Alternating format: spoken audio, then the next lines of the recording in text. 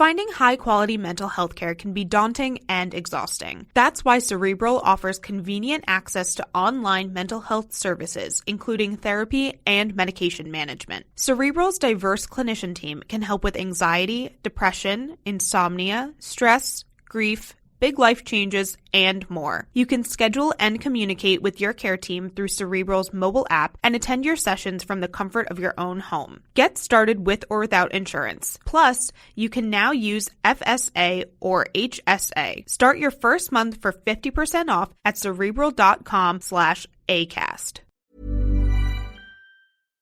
Hi, it's Dave here, and I'm with my wife, Cathy. Hello. And you're listening to the Cinema where we walk to the movies and then we walk home from the movies. But we're not walking today, we're sitting down because we got an Uber, because it's raining. It's raining, and we are in lovely Everyman Cinema, which is a really nice bar, having a drink. Yeah, and we have about... for us, because we don't get out much. We have about 2 minutes to do this because the movie's about we're late. to actually start, as in like we are 20 minutes past the bill time, so ads are going to end any second. So we're quickly. going to see Crazy Rich Asians, which is really exciting because there's never normally any big budget rom-coms out. And I have said a lot in the past that I love rom-coms. This is based on a book which is really popular, which I've not read and Dave's not read either. And I guess notably for this movie, what's really exciting about it is that it's the first all-Asian cast led movie to be released in cinema in something like over 25 years, which is mad when you think about it. I think it's so amazing to finally see like a minority getting this kind of attention, because rich people don't get enough movies about them, don't you think? Yeah. No. Like, what are they like? What are rich people I like? know. But yeah, so, and it's really cool because, I mean, the Slash Film podcast, which is a podcast we really like, did a huge conversation on this movie, and they were saying how the writers and creators of this movie were offered a humongous amount of money from Netflix to put this on Netflix, and they turned it down and took a financial risk because they wanted this story to be told like with an all-Asian cast in cinemas, because they felt like it was really important to hit that wide audience and to prove that a diverse cast can be successful. And it's been a humongous box office success, which is really cool, in the same year that Black Panther's been the highest grossing movie of the year. As far as I know, it's currently the 12th biggest grossing movie of the year in the USA. Yeah, that's amazing. And particularly for this genre. And I know it's like an inbuilt fan base from the books, but it's obviously more than that. Anyway, it's at like 93% of Rotten Tomatoes. I'm really hoping I like it, because I like everything it stands for in terms of what the filmmakers, strove to do, and in terms of the fact that they went with the all-diverse cast, because there was talks of originally having the female lead being white and all the rest of it. But I just hope I actually enjoy it as a rom-com as well. You know that deal was worth millions and millions to the writer, and it was a 3-picture deal, guaranteed money, with Netflix. And with Netflix, and he rolled the dice on the I love it. on the It's box so cool. office. Well, I mean, he did well because it didn't backfire. I said it could have backfired. Oh, it could have backfired, and it yeah. didn't. So an amazing gamble, Amazing. and an amazing cultural. And now let's milestone. just hope the movie's good. Right. Okay. All right, let's Bye. go. Bye. March. We've been dating for over a year now, and I think it's about time people met my beautiful girlfriend. What about us taking an adventure east? Like Queens? Singapore, Colin's wedding. Don't you want to be my family? I hardly know anything about them. Every time I bring them up, Nick changes the subject. Maybe his parents are poor and he has to send them money. We'll take a bags and get you checked into first class. Nick, we can't afford this. So your family is rich? We're comfortable. That is exactly what a super rich person would say. Right, we're back. We're walking the rainy, wet streets of Walton. And we've seen Crazy Rich Asians.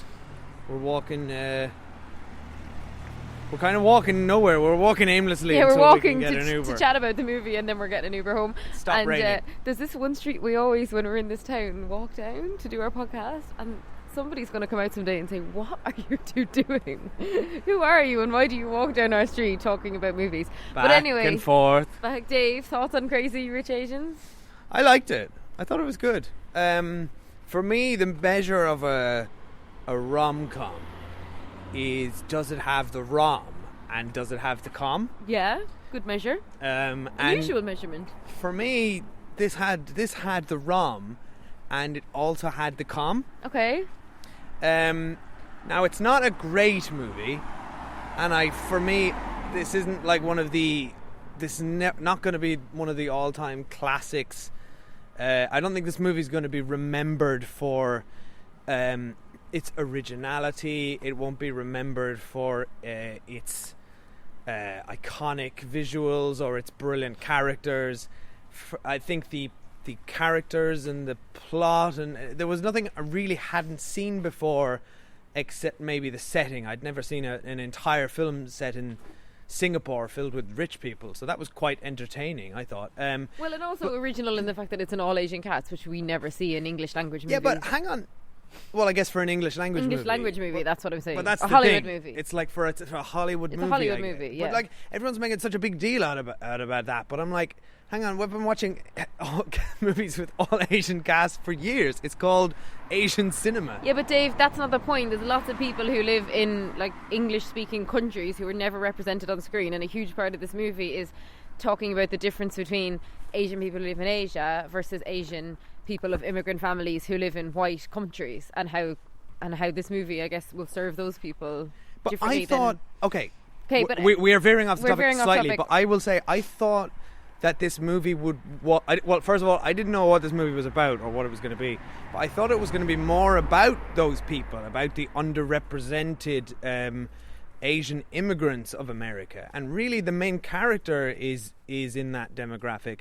But the rest of it's just all... It's Singaporean people, so this could have just been a Singaporean movie funded by Singapore. I mean, the whole thing really looked like it was funded by the Singaporean Tourist Board.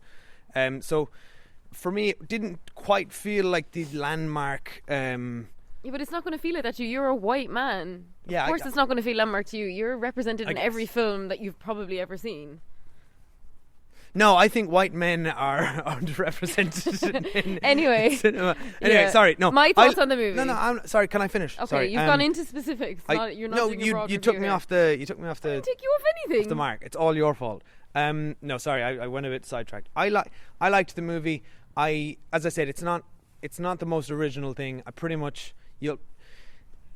pretty much seen this movie before in a million guises. However, Constance Wu, who plays the lead character, I thought was incredibly likeable. I really enjoyed her throughout. Henry Golding, who plays her romantic partner, was excellent in the not excellent, but I thought he was really good, really believable. I believed them as a couple. I cried at the end. Really? I did, yeah. And I bought into them, and they're surrounded by various silly characters, and I got quite a few giggles out of it. Yeah, so I certainly elements of it I enjoyed, and I think it's an overall enjoyable cinema experience. I don't think it's amazing. I think it's interesting that Netflix were originally trying to get it, because parts of it felt like a TV movie to me in terms of the melodrama and some of the use of music. But again, I agree with you. I really like Constance Wu. I think she's amazing. I didn't like her partner as much. I felt like he was too charming, which can often be said of a rom-com star, but to the point where he was flirting with his mother, right? Like every scene with his mother, he was flirting with her, which I thought was really weird. And I think it's unusual to start a rom-com with a couple who are already together and happy. And so for me, it's like, I don't know, I'm a little bit more interested in when people aren't together and watching them get together. Is that just like a personal taste thing? So you're kind of just waiting for the inevitable moment when his family messes it up for them. And I enjoyed watching a movie set in Singapore purely because we've been there, and it's fun to see a movie set somewhere. Where we went to Singapore a long time ago, maybe 7-8 years ago, when we were going to Australia. We stopped in Singapore for a few days, and Singapore is a crazy rich city, and it's a weird city because there's so much opulence, and then 2 streets away there's poverty, but it's a very rich country, and it's a really interesting place. And we went to Raffles Hotel when we were there, which is the most famous hotel. And very famously in Raffles, you go for an afternoon tea. We couldn't even afford that. We went to Raffles, and I remember you got 1 beer and I got a cup of tea, and it was 50 quid. And I remember that because I wrote my dad a postcard from Raffles, because Somerset Maugham used to stay there. My dad really likes him, and I was like, we're in Raffles, and I got a cup of tea and Dave got a beer. And in this movie, they're just staying in Raffles. That's how rich they are. And I did enjoy watching the opulence, but also I always find that kind of gaudy opulence stuff a little bit disconcerting, and I don't really like it. Oh yeah, I mean, find if you, it very if you think jarring. about it for 1 second, it's disgusting. Yeah, it's really gross. And then also it has like lots of common tropes of this kind of romantic genre in that, like, she's poor. Now, to call her poor when she's an NYU professor, right, of economics, so like she's probably pretty, okay for herself. She's poor. I use that in inverted commas, and he's like a prince. Essentially, he's like the Prince of Singapore, though he's not officially royalty, but he's like from the richest family in Singapore. So all that's kind of like by the by. It's the Princess Diaries. Yeah, it's anything. No, the Princess Diaries. She turns out to be a princess. It's not the Princess Diaries. It's Cinderella. I've never seen It's it. Cinderella. It's the opposite of the Princess Diaries. Now there were some plots in there that I really enjoyed, like Hang on, do you want to say that for spoilers? Oh yeah, maybe. Well, the woman who stars in Humans, it's her name Gemma Chan. She's in this, and her plot was my favourite plot, actually. I really enjoyed her plot of her being the wealthy woman and the husband that she had who felt emasculated by her wealth. I enjoyed how that plot played out, and I really enjoyed how our expectations were a little bit our expectations were kind of played on with the grandmother character, so I quite enjoyed that as well. And I really like Awkwafina, who played her friend character. She's in Ocean's 8, but she had a lot more to do in this movie than she did in Ocean's 8. Ocean's 8, she was good, but like a bit underutilised, but she's very funny. She made me laugh. She's fun. I've never seen her in anything before. I don't really know who liked she her. is, but she was funny. Yeah, so look, I did enjoy it. I'm glad we went to see it. It's not like the last time we went to the cinema together, we went to see Ant-Man, and I was like raging that we'd wasted an evening with the babysitter. So yeah, I did enjoy it. It was an easy watch. It was an easy watch. Now, I won't probably go to the sequel, but I'm happy for them that they're getting a sequel, because it felt like a big celebration. Confirmed, yeah. Oh yeah, well, I'm sure it is with the amount of money Well, it's they've a made. series of books I read. Yeah. So yeah, no, I'm happy for them. I enjoyed it, and there was definitely the scene you mentioned that you cried at the end. I didn't cry, but I liked the scene. I thought it was good. Let's move on to Spoiler Street and talk about spoilers. Okay, first of all, you want to talk about your new favourite actor? We haven't left this street, so it's still the same street we're on. I'm pulling back the curtain a bit here. People's houses and just Spoiler talking Street. about crazy Spoiler Street's not actually a street. Do you think people know that? I think they don't know, so we should cut this bit out of the podcast. So come on, tell us about your new favourite actor. Dave's so excited about this. Oh yeah, so it turns out, right, that this guy Henry Golding, who plays the male lead in this, has only ever been in one other movie. This was his first movie, and his second movie is A Simple Favor, which I saw with my friend Andrew last week, and that was our last episode. And we didn't mention him at all in that episode. And we, anytime we finish an episode of the Cinemile, we turn off the recorder, and I don't know if anyone knows this, but we keep talking about the movie because, I don't know, because you just do, because you're talking about it all night as things like after occur we to saw Lady Bird, right, that night, I'm not joking, we argued about it for another 20 minutes at home over dinner, and I was like, we're deranged, we need to, so Lady Bird's not allowed to be spoken about in our house anymore. And side note, thank you everyone, we got so much feedback on that episode. We've never had as much feedback about an episode as we have had about Lady Bird, which we just did like on the fly one evening from a Twitter poll because we couldn't get to the cinema, and I reckon we got maybe 50-60 responses about that message. Yeah, people like to hear us argue. Apparently. So sorry we're not arguing about this movie. So I was so me and Andrew were still talking about the movie, and then we realised we'd never mentioned this guy Henry Golding, who's the main lead, male lead in that movie. To be fair, it's Blake Lively and Anna Kendrick's movie though. Yeah, they're the star, but he's the male lead, and he's got a pretty prominent role in that. And what I was going to say, so no spoilers for A Simple Favor, but Henry Golding's really bad in that movie. And no, I didn't think no much of offense him in this movie, to the though. guy, because I don't know. Well, I don't know him. He's probably a nice guy, and I don't like. I never like being mean about somebody's performance, because that's their career or whatever. You don't like to be mean about it, but you're deliberately bringing up the fact that you weren't mean last time because you didn't get it in your last review. But I forgot to say that he was shit. Dave! And no, sorry, no. He wasn't good in that movie. And I don't know, is it his fault, or it's the way the part was written, or was he miscast, or the fact that he was playing against Anna Kendrick and Blake Lively, who are much better actors than him.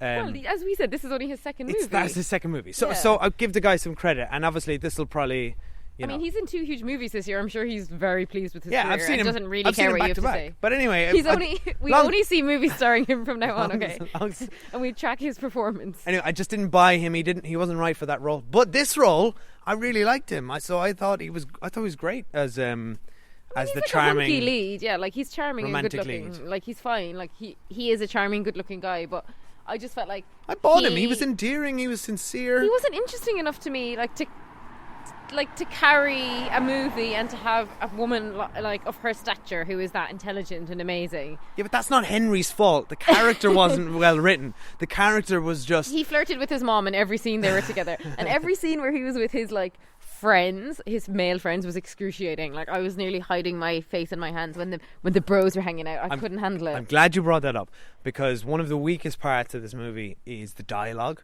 The dialogue's not good. The screenplay is not very good.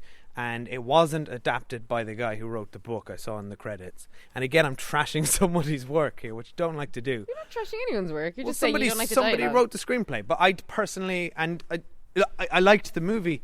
But some of the dialogue was absolutely dreadful, and in particular, it was those bits. There's that scene where they have the stag party. And the guy from Silicon Valley, who's great, whose name I forget, is the sort of generic the crazy asshole. groomsman who... Why is he friends with him? They try to write it off. They basically keep saying how they don't like him, and yet he's a groomsman at this wedding. Stupid. That was just stupid. And then they fly off and have their own private little bachelor party. Just the best man and the groom, and all the dialogue there was just dreadful. We're talking like soap opera level stuff. Like, it was Bold and the Beautiful. Like, it was really bad.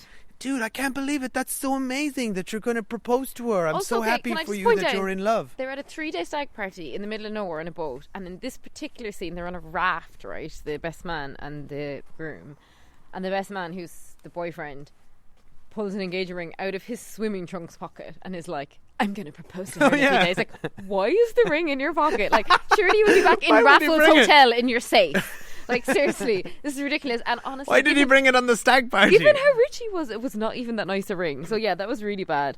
And I mentioned that there was like melodramatic music that I wasn't into, but then there was two cool musical bits I liked, which was they had Material Girl montage, which I always love, like a fashion montage, so that was fun. And then they had a montage to Yellow, but both of the songs were, I think, in Chinese. Probably Cantonese. Okay, so that was quite cool anyway. I enjoyed that. As in, I think I say Cantonese because that's the language that was mentioned. Yeah, they did mention that. And in terms of, because we're on Spoiler Street now, the grandmother defying expectations, because when she came out, she was so cute. She's like the cutest old woman. People in the audience actually went, nah! And then at the end, she's like this horrible old bitch. And I really enjoyed that. Oh, I think I missed that. You missed that scene, yeah. And I really liked the idea behind, so the mother-in-law character, who we love from Star Trek.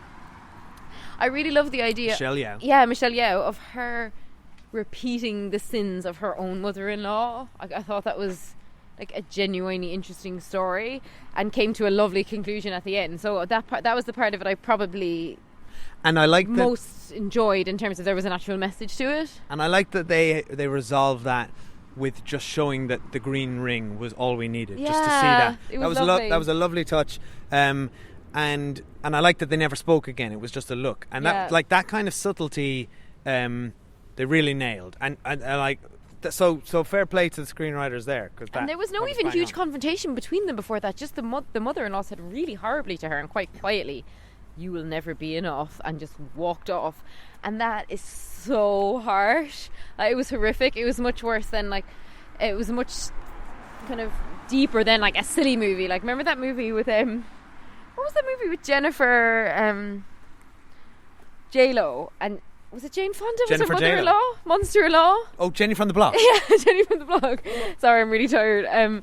Yeah, like that was just such a, you know when there's such out and out like people not getting on, like it never rings as true. And then I did enjoy, and again, like, obviously we can't really speak to it, like the immigrant experience, in terms of like this woman is Chinese American, and people keep kind of bringing that up as in, you're not really Chinese or you're not really Asian. And Awkwafina explicitly references like something that I've never heard before, where she says they think you're a banana, yellow on the outside, white on the inside, which I've never heard before. So I think that to have someone talking about that experience in a movie is really interesting. And again, I know it's not one that we're really that we really know about, but I did enjoy in the Slash Film podcast when David Chen was talking about that, because he's Chinese American, and he said he felt like it was the only time he's ever seen specifically the Chinese American experience represented like that in a big movie, and like that was really powerful. But okay, I'm gonna quickly touch on my same point again. This isn't about the Chinese American experience. No, it it's the whole movie. tangentially. No, but the main character. Yeah. It's being referenced to her. It's not a whole movie about that. It's just part of more other plots, which is why it's a mainstream blockbuster and not, like a small movie about like one person's isolated experience. So yeah, I thought that was good. And like overall, like I mean, I don't know if we've much else to say to it. There was parts when I was a little bit bored. A lot of the opulent montages of here's money, or here's people like spraying champagne. I'm just like whatever. That doesn't really appeal to me. But you know why? And I know exactly what you mean, because I wasn't quite bored because it was like I found it quite visually stimulating enough. But it was very colourful. But there were large moments with no conflict or tension. Yeah. The reason being, she hadn't met the mother yet, or she had met her briefly. But the real conflict is between Rachel and the mother. Like you said, the couple are happy throughout. Yeah. Like they love each other. There's never any conflict there. So it's between Rachel and the mother, and it's between the family. And for him, it's his choosing between his family and Rachel, which is not really conflict plays out either. in maybe 10 minutes. Like they break up and then Yeah. immediately get back together. Is basically how it ends. So the movie's never really. It does build to a conflict, but it takes a long time to get there. And before that, it's very much just visit Singapore. Isn't it great? Yeah. Isn't It is. being rich fabulous? Yeah. It just made me laugh because our Singapore experience was so different from this one. But like we kind of saw this opulence, but we were like, and like we weren't there like in a hostel. I remember we were in like a kind of 3-star hotel on the outskirts of the city, and like. We were just like, we'll go to Raffles for an hour and like buy a postcard. So I was interested in that sense of like the real opulence of Singapore. But then I just find that a little bit dull after a while. There's only so much like wealthy montages you can watch. I also found it very strange that he had a sister and then they just never mentioned her in the movie. I'm like, are they saving her for the sequel? Yeah. Because they had that absolutely embarrassing opening Yeah, the scene. opening was bad. That's one of the worst scenes So for anyone who hasn't seen ever it, committed to cinema. because I know some people like to listen to Spoiler Street when they haven't seen the movie. It opens with London, 1995, and the mother at the time walks in with her young son and daughter into a hotel, and she's like, "We've booked the master suite," and the hotel's like, "Oh, honey, no, don't you mean you No, want to go it's to like- Chinatown?" Think of the most cliched, like British upper class hotelier. It's basically and it's a like, bit of the Pretty Madam, Woman shopping scene. No, it's exactly that. Yeah, it's but the same. but without any of the sense. Like she was a prostitute walking into whatever West Rodeo Avenue. Drive, yeah. Well, like that. But this was that like that made sense. This was a woman. A rich woman walking into a hotel. rich woman wearing magnificent clothes walking in with had her a family, reservation, yeah. who had a reservation in her own name. Yeah, and they were like, no. Why? I don't believe, and correct me if I'm wrong, anybody. Maybe I'm wrong, but I don't believe that in London in 1995, in a top end, one of the best hotels in London, allegedly, that every single one of the staff members would be racist towards Asian people. As in specifically get out of our hotel. To the point where he said... She says, "Can I phone my husband?" And they're like, "No, get out." And then she and they're phones like, her husband. I bet you'll find some accommodation in Chinatown. And then she comes in again and it's like, "I've bought the hotel. Haha, clean the floor." It's like, no. I mean, to be fair, that is fun. No, it's wouldn't not. It be lovely? It's stupid. Wouldn't it be lovely if a waiter was really horrible to you in a restaurant and you went out and you came back and you're like, "I've bought the restaurant. Fuck off, you're fired." Yeah, but the problem is that scenario doesn't exist. It was only literally exists. the Pretty Woman scene because she comes back in and says, "Big mistake, huge." That only exists in movies, and we've seen it so many times. It just was a bit of a cold open, and I think it particularly probably didn't play well because like we're in London, so everyone's going, "Huh?" But anyway, back to the point. In that scene, there's a brother and a sister, and they're both like 10 and 8. Oh and wait, maybe unless it wasn't the sister, maybe unless it was the cousin, Gemma Chan. No, because they reference a sister, don't they? At some stage? I think so. No? Anyway, now we're just being really I don't know. boring. Please tweet us, anyone who's seen this. Yeah. Was there a sister? Why And if wouldn't? so, where was why she? wasn't she mentioned? But yeah, I think we need to wrap up. Look, definitely nice movie. Happy I saw it. Won't be going to see the sequel. Will you watch the second and thirds? No, I'm kind of done as well. Yeah. Or at least like I. Do you know I probably would watch them on Netflix? Ironically, I don't like. I'm not going to pay. I'm not in for the trilogy here. I don't care. I can't even see. I know what I'm going to do. I'm going to wait for the trilogy to come out on Blu-ray, and I'm going to buy it so I get all the special features as well. Of like here's how many cars we destroyed in the making of these opulent scenes. Destroyed? You know the way they No always cars spend were all these destroyed. money in these sorts of things. Hang on, it's not the Fast and the No, it Furious. isn't. Okay, well anyway, thanks for listening. Crazy Fast, Crazy Thanks for Furious. listening. We need to get home now 'cause it's freezing. And please, if you haven't already done so, right, I just got a new iPhone 6, and on any new iPhone, Why are you plugging your new I'm iPhone? not plugging it, but any We are not iPhone sponsored 6 by or Apple. above, if you want to give a rating to a podcast, all you have to do is click into the podcast and literally just click on the stars. It's that easy. It's not, you don't have to search for it like you used to do in the old apps. So please, if you listen to us, because we have a lot of listeners, and I'm sure apparently over 50% of all podcast listens come from iTunes. So the numbers don't quite add up in terms of listeners versus how many ratings we have. So if you do listen, would you please go into your iTunes and give us a 5-star rating? It will take you like 3 seconds, but it really helps us. And obviously we do this podcast for free, so we don't ask for much in return. That's all we ask for, and we would be very appreciative if you wanted to write a review, but you don't have to. Really, all we want is the 5 stars. And you can talk to us. We talk back. That makes it sound like we we talk back. We sometimes We don't take no for an answer. we will talk. We love talking to you guys. Check on Twitter. We're on Twitter. We're on Instagram and Facebook at the Cinemile. Come say hi, and let us know what you thought of Crazy Rich Asians if you saw it. Or what you think of Dave's favourite new actor. Henry Golding, Yeah. I love you, but I also hate you, depending on which one of your 2 roles. He's only ever been in 2 movies. I've seen them both. Pretty impressive. All right, thanks for Bye. listening, everyone. Bye. Yo, it's about time someone stood up to Auntie Eleanor. Well, you, not me. Oh, God. She can't know I was ever here. I feel